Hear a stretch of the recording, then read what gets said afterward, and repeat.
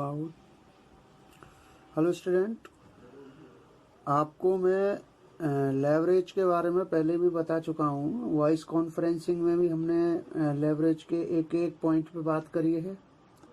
उसके अलावा मैंने आपको एक पहले वीडियो, इससे पहले जो वीडियो भेजी थी उसमें पूरा बताया था मैंने कि आपके ऑपरेटिंग लीवरेज, फाइनेंशियल लीवरेज और कंपोजिट लीवरेज कैसे कैसे क्या होते हैं और कैसे ये कहाँ से इनका इम्पैक्ट कहाँ पड़ता है।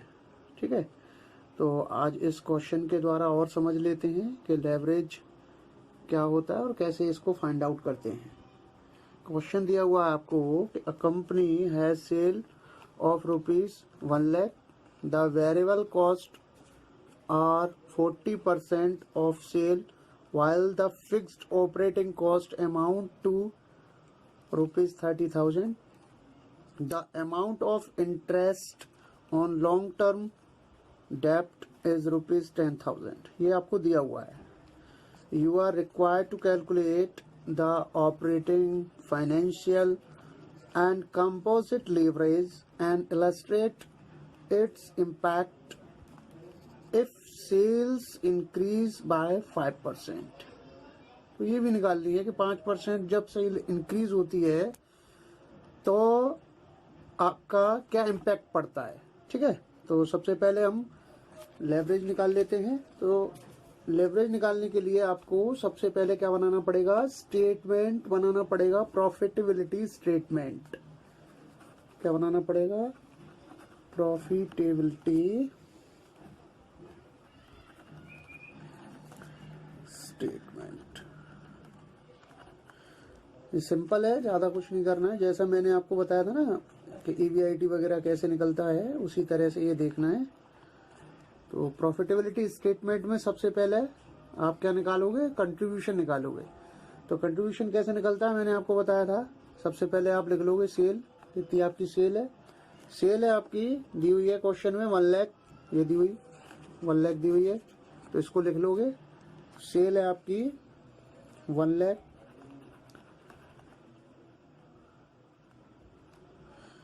और इसमें से आप माइनस कर दोगे, लेस कर दोगे इसमें से वेरिएबल कॉस्ट। क्या लेस कर दोगे?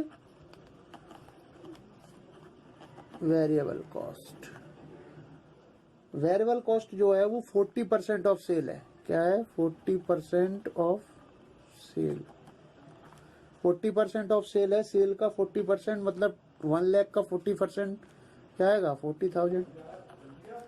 तो ये आपका क्या आ जाता है? मैंने आपको बताया था ये आपका C आ जाता है, मतलब कंट्रीब्यूशन आ जाता है, और ये आएगा आपका 60,000। इसके बाद में आपको फिक्स्ड ऑपरेटिंग कॉस्ट दे रखी है और इसको भी लेस किया जाता है।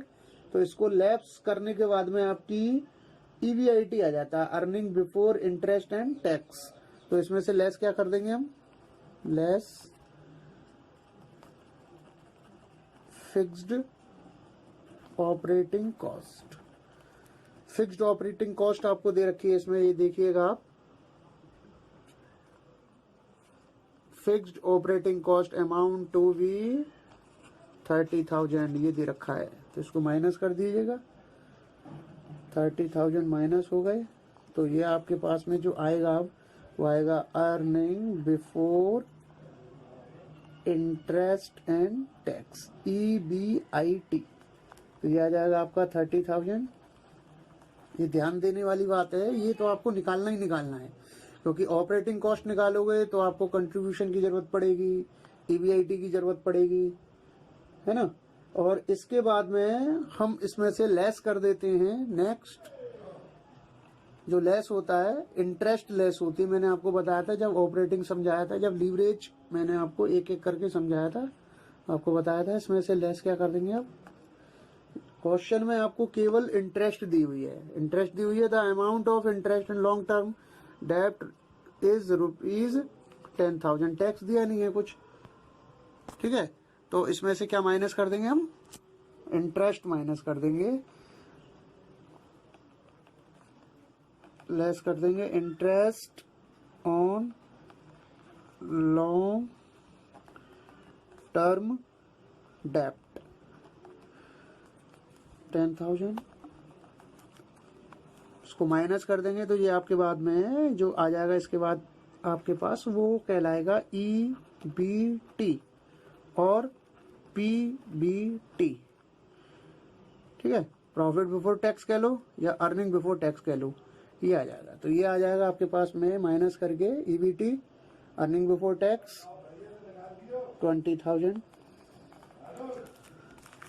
आपके पास में अब कंट्रीब्यूशन भी आ गया, EBIT भी आ गया और EBT भी आ गया। तो now we calculate operating leverage. Operating leverage, operating leverage equal to होता है कंट्रीब्यूशन अपॉन EBIT। आपको दोनों चीज दे रखी हुई है, कंट्रीब्यूशन भी दिया हुआ है, EBIT भी दी रखी है। तो आप इसको पुट कर देंगे और क्वेश्चन का आंसर निकाल लेंगे। कंट्रीब्यूशन आपका 60,000 है और EBIT आपको 30,000 दी हुई है, तो 60,000 अपॉन 30,000, तो ये आपका 2 आ गया। नेक्स्ट क्वेश्चन में कैलकुलेट करना है आपको फाइनेंशियल लीवरेज। क्या कैलकुलेट करना है? Financial leverage. फाइनेंशियल लेवरेज आपका जो होता है वो इक्वल टू होता है earning before tax and interest and tax upon EBT। तो इसको कैलकुलेट करेंगे, ये होगा आपका EBIT आपको मालूम ही है दे रखा है इसमें 30,000 और आपको EBT दिया हुआ 20,000, तो 30,000 अपॉन 20,000 ये इक्वल टू आ जाएगा आपका 1.5। नेक्स्ट आपको तीसरी चीज क्या करनी है, आपके दोनों चीज निकल आई है, ऑपरेटिंग लीवरेज निकल आया है, फाइनेंशियल लीवरेज निकल आया है। आपको कंपोजिट लीवरेज निकालना है। क्या निकालना है? Composite leverage. कंपोजिट लीवरेज निकालना है तो यहां निकालेंगे हम composite leverage. Composite leverage equal to होता है आपका financial leverage into operating leverage. तो फाइनेंशियल लीवरेज क्या है आपका 1.5 आया है ये रहा, और ऑपरेटिंग लीवरेज क्या है आपका? ऑपरेटिंग लीवरेज क्या है इनटू कर देंगे 2, तो ये इक्वल टू आ जाएगा आपका 3। क्या आ जाएगा? 3।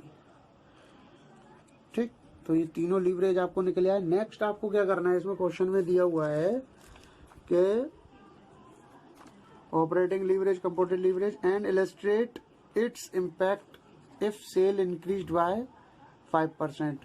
तो इसके इम्पैक्ट क्या पड़ेगा अगर 5% आपका सेल इंक्रीज हो जाए, आपकी बिक्री बढ़ जाए 5%, तो क्या होगा?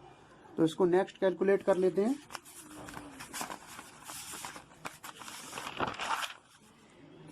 पांच % आपकी क्या बढ़ रही है? सेल बढ़ रही है, तो क्या होगा देख लेते हैं। तो यहाँ जो सेल बढ़ रही है उसको पहले देख लेंगे। तो this can be verified by the following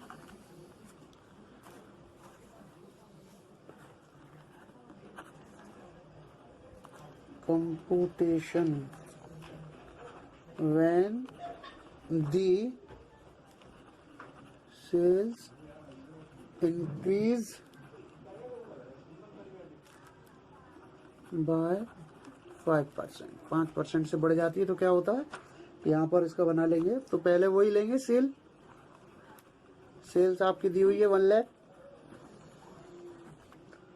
ठीक, अब सेल 1 लाख दी हुई है, अब 5% बढ़ जाती है, इंक्रीज हो जाती है, 5% इंक्रीज हो जाती है, तो अब सेल क्या हो जाएगी आपकी 1,05,000। क्या हो जाएगा? 1,05,000 आपकी क्या हो जाएगी? सेल हो जाएगी।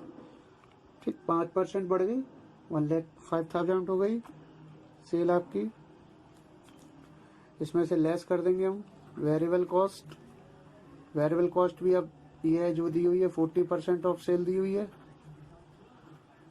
तो 40% ऑफ सेल दी हुई है तो 1,05,000 का निकलेगा, क्योंकि 5% इंक्रीज हो गई सेल, तो इसका निकलेगा तो ये आ जाएगा 42,000। वो लेस कर देंगे तो ये आ जाएगा आपका 63,000। फिक्स कॉस्ट आपकी फिक्स्ड ही रहती है जो आपको दे रखी हुई है, आपको दे रखी है क्वेश्चन में 30,000। इसको लेस कर देंगे इसमें से तो ये आ जाएगा 33,000। ये आपका क्या आता है, मैंने आपको बताया EBIT बोलते हैं इसको, फिक्स कॉस्ट जैसी माइनस होता है, तो ये आपका EBIT होता है। और सेल में वेरिएबल कॉस्ट जो माइनस होती है उसके बाद में जो आता है आपका, वो आपका होता है कंट्रीब्यूशन। तो EBIT निकल आया आपका, कंट्रीब्यूशन निकल आया। नेक्स्ट आपको इंटरेस्ट दी हुई है, उसको भी लेस करेंगे। इंटरेस्ट दी हुआ है, इसको माइनस कर देंगे। 10,000 दिया हुआ है क्वेश्चन में, पहले कर चुके हैं आप, तो आपका आ गया 23,000। ठीक, अब इसका इम्पैक्ट क्या पड़ा उसकी बात करते हैं। स्टूडेंट हमें बताना था कि इस पे क्या इफेक्ट पड़ेगा, मतलब क्वेश्चन में ये दिया हुआ है आपको कि 5% इंक्रीज हो जाता है तो क्या असर पड़ेगा। तो ये आपको दिखाई दे रहा है कि यहाँ पर PBT जो आया है वो 20,000 है, और जब 5% इंक्रीज हुआ तो उसके बाद में आपका क्या आया है 23,000। तो 5% इंक्रीज होने से जो आपका PBT है वो भी इंक्रीज हुआ है ना। तो it is clear from the above computation जो आपने ये की है, that on the account of increase in sale by 5%, increase in sale जो 5% हो रही है, द प्रॉफिट बिफोर टैक्स मतलब जो PBT has been increased by 15% बढ़ गया। मतलब 5% सेल बढ़ाने से आपका जो PBT है वो 15% बढ़ रहा है। यहाँ पर इसको कैसे देखेंगे, तो इसके लिए मैं आपको बता रहा हूं, वेरीफाई करना हो आपको तो देखो ऐसे वेरीफाई करेंगे। पहले कितना था ये देखिए, पहले जब निकाला था हमने प्रॉफिटेबिलिटी स्टेटमेंट में PBT वो 20,000 था। अब जो आया है नेक्स्ट आपका PBT जब 5% बढ़ा दिया है तो आपका आ रहा है 23,000। तो देखिए 23,000 आ रहा है, पहले था आपका 20,000, तो कितना इंक्रीज हुआ 3,000। अब ये 3,000 इंक्रीज हुआ है तो ये कितने पे हुआ है आपका, ये हुआ है आपका 20,000 पे, इसी पे तो हुआ है जो आपका था पहले 20,000, तो इसलिए 100 पे कितना, तो इसको सॉल्व कर लीजिएगा।